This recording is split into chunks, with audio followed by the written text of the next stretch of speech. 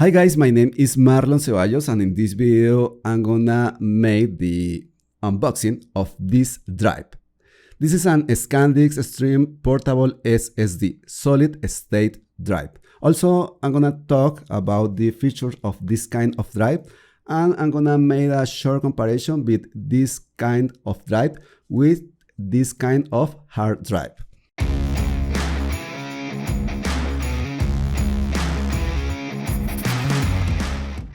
This kind of drive, SSD, are pretty similar to flash drive because the internal structure of this drive doesn't have elements that have movements. This kind of hard drive, his internal elements has movements. So if this drive is writing or reading information and you move this drive, maybe the information will be lost. Also, the drive itself could be damaged if you move the drive when it's writing or reading information. So this kind of drive then is safer, the information is safer, and the drive itself is safer too.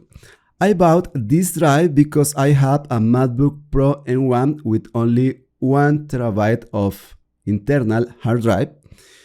I thought about a new MacBook Pro with maybe 2 or 4 terabytes, but the difference between 1 and 2 terabytes is like $200, and the difference between 1 terabyte and 4 terabytes is like $400. So that's so expensive.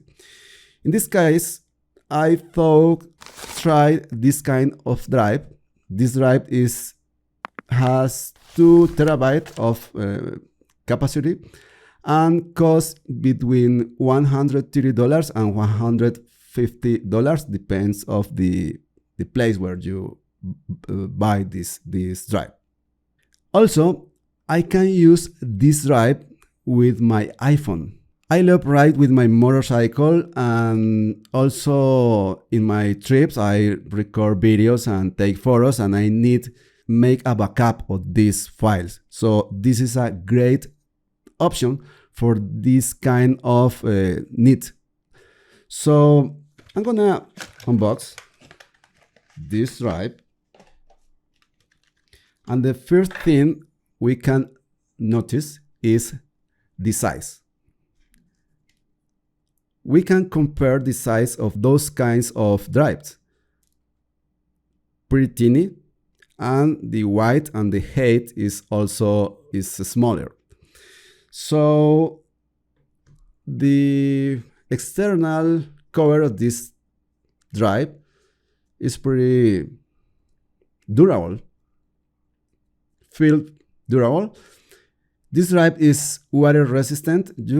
Maybe you can't put inside the water, but is resistant to rain, for example. So it's pretty convenient for my needs when I make trips. So I'm gonna connect this drive with my computer, and I'm gonna use the cable that came in the same box. This cable is USB-C to USB-C. If you have a device that doesn't have a USB-C connector, you can use this little adapter to USB-C to USB regular, USB-A, in fact. So I'm gonna connect this cable to my computer. Also, if I want to transfer files from my iPhone to this drive, I can use this kind of adapter. It's pretty easy. I have another video explaining this kind of connection. So I'm gonna connect this drive to my computer. After that, I will format this drive, and then I will make some speed tests. Hi guys, again. I previously connect my drive to my computer. After that, I apply the format to this drive. In fact, if you're working in a Mac, I recommend this option to apply the format of this kind of drive, SSD. SSD, APFS, because this option is better for this kind of drives. The speed is better, is more safer for the information that you record in this kind of drive. Also, I copied some files, a Premiere project, in fact, in this new drive. After that, I made some speed tests with Adobe Premiere with this project, in fact. So I'm gonna show you the results of those tests. So I export 2 times the project. In the first test, I record the project in the internal SSD. In the second option, I record the same project in the external SSD, my new drive. And after that, I record or I export the same project, but using the project in the external SSD and the temporal files in the SSD internal in my Mac. I export 2 times, and after that, I made a rendering of this project. So, in the first exporting, the result was 9 minutes, 55 seconds.